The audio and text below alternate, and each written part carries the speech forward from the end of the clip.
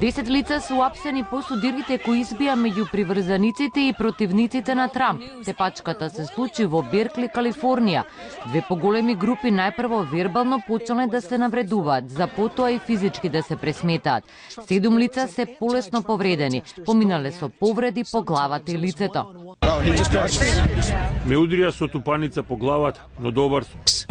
Ова е тажен ден за сите нас. Дел од учесниците во протестите носеле и маски, други употребиле и спреј за очи. Во судирот учествувале повеќе од 200 приврзаници на Трамп и околу 150 противници.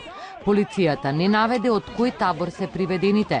9 од нив се уапсени поради напад, од кои 4 со смртоносно оружје, а 1 лице е притворено поради давање отпор при апсење.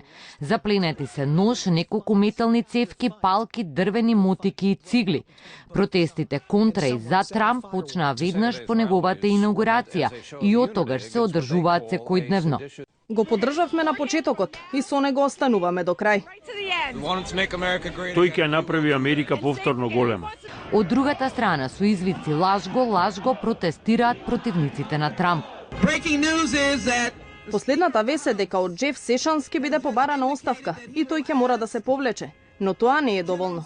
Министерот за правда Джеф Сешанс е последниот висок функционер именуван од Трамп за кој се откри дека имал средби со рускиот амбасадор, иако пред Сенатот ги негирал.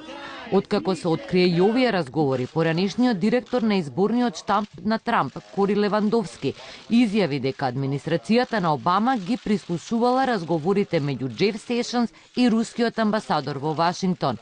Портпаролот на Обама рече дека по наредба на Обама или некој друг од Белата куќа не е прислушуван ниту еден американски државјанин.